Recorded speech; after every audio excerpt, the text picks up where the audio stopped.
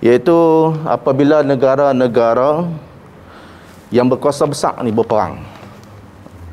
Yang tengah duk ingat lah ni dalam berita, kita tengok seperti Rusia berperang dengan Ukraine. Jadi apakah pendirian kita sebagai seorang Muslim? Jadi dipersilakan sahibus samahah untuk memberi penerangan dan jawapan yang jelas, insyaAllah. Terima kasih. Tuan-tuan sokong Ukraine ke Rusia? Apa persamaan Ukraine dengan Perlis?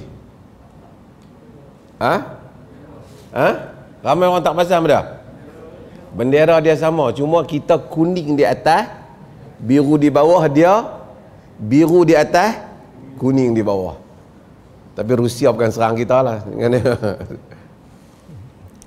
Jadi bendera Ukraine tu sama dengan bendera Perlis. Kalau terkalih ya, sebab tu siapa yang duk gantung bendera tu bila terkalih, jadi Ukraine lah. Nampak kat Rusia dia bom lah. Apa pendirian kita? Orang Islam kadang-kadang tak fikir. Dia duk fikir bila bola sepak lawan dia nak sokong mana. Kalau orang kafir sama kafir berperang, adakah patut kita ada pendirian nak sokong mana-mana sedangkan dua-duanya bukan Islam? Boleh ada pendirian? Okey, kita tengok Quran. Sebelum kita nak bincang Ukraine ke ataupun Rusia, kita tengok Quran kata apa. Pada zaman Nabi SAW, semasa Nabi di peringkat Mekah, pada zaman tu ada dua kuasa besar yang berdekatan, yang terkenal dengan orang Arab. Apa dia? Rom dan Parsi. Rom, agama dia apa? Kristian. Parsi, agama dia Majusi, dia sembah api. Kristian ni dia dekat sikit lah dengan orang Islam. Sebab tu kita ada makanan ahlul kitab. Wa ta'amul ladzina utul kitab halul lakum, dan makanan ahlul kitab halal kepada kamu. Sebab apa? Sebab asas dia banyak sama.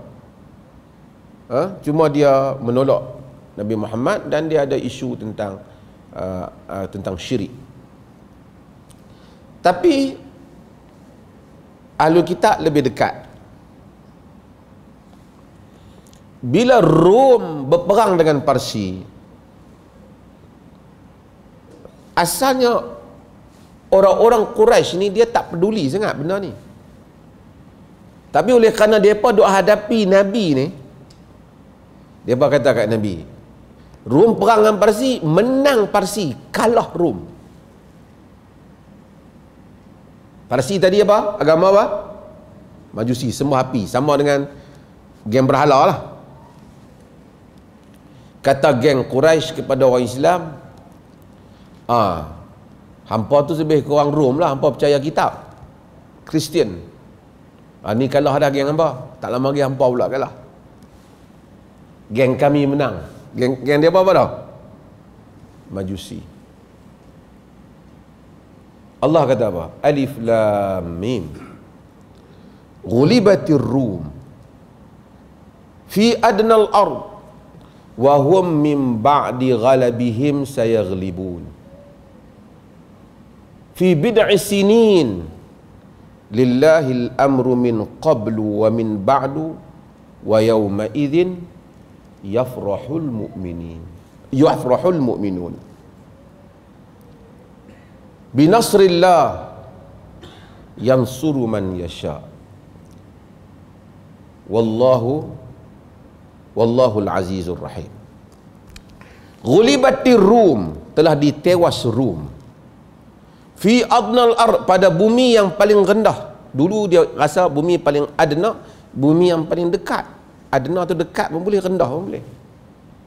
Tapi kata kata Abdul Majid Zindani, sebenarnya Rom berperang tu di kawasan Palestin Laut Mati tu memang bumi yang paling rendah. Dulu orang tak tahu, sekarang orang tahulah bila teknologi ni. Buka bumi yang paling rendah daripada paras laut. Rom dikalahkan pada bumi yang paling rendah. Mereka selepas dikalahkan akan menang kembali. Oh, Quran turun, orang Islam seronok. Fi bid'i sinin, sekitar 89 tahun. Lillahil amru min qablu wa min ba'd. Bagi Allah itu urusan sebelum dan selepas. Wa yawma idzin yafrahul mu'minun, pada hari itu orang mukminun bergembira. Binasrillah, dengan kemenangan Allah. Yang suruh man yasha, dia menolong siapa kehendaki. Pasal apa orang mukminun bergembira? Bukan orang Islam yang menang. Siapa yang menang? Rom. Pasal apa orang Islam menang? Dibandingkan Rom dengan Parsi, eloklah Rom. Walaupun akhirnya orang Islam pun perang dengan Rom juga dan tewaskan kerajaan Rom.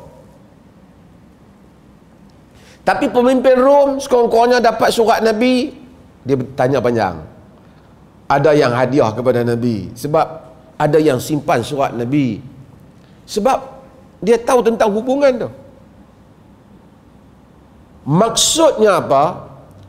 Ketika para sahabat radhiyallahu anhum ajma'in masih lagi dalam keadaan rakyat yang ditindas di Mekah, belum ada kerajaan pun, telah membuat pendirian politik bagi perbalahan di peringkat antara bangsa.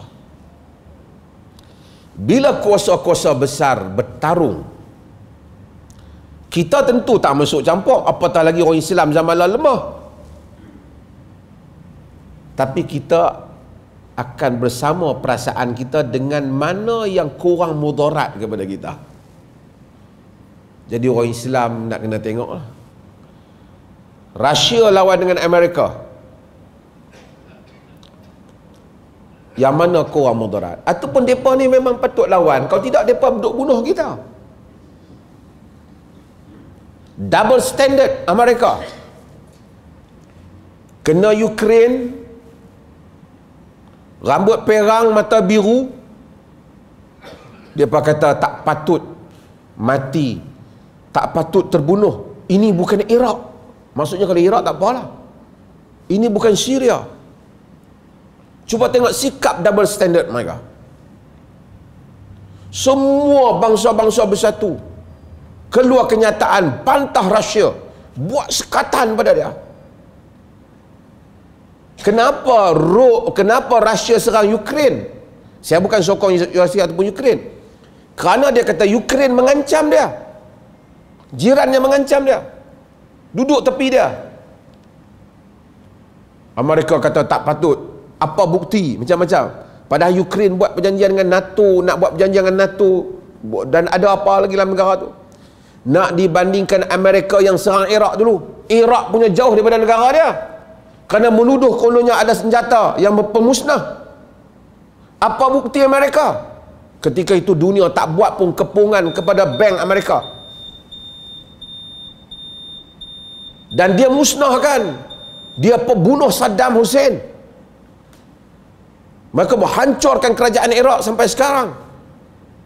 Demikian Amerika masuk beberapa banyak negara sebelum pada itu. Bermaharaja rela Amerika ni. Orang tak tanya dia, patut dia dikepung ekonomi dia, patut dia dikepung bank dia. Dia pula bagi tahu tak patut Rusia masuk ke negara orang. Bukan saya kata patut, tapi hang tu apa beza? Hang lagi banyak, kau lagi penjenayah besar. Kita jangan terpengaruh sangat dengan kempen mereka ni. Dua-dua ni, kawan ni punya jenayah memang ada, tapi yang ni kalau tak dicabar langsung, memang dia akan naik kepala. Kalau dia tak ada Ukraine ni, dia duk fikir nak buang mana. Maka sebab itu bukan soal kita sokong Rusia ataupun Amerika, tapi kita kena melihat percaturan ini sejauh mana menguntung dan merugikan dunia Islam. Itu memerlukan kajian, dan kita tak boleh biar satu kuasa besar yang terlalu selesa sehingga membuli orang lain. Dan kadang-kadang bila ada cabaran tu bukan kita suka, sekurang-kurangnya dia kena tahu juga apa perasaan apabila masuk negara orang. apa penilaian kau? Okay, terima kasih.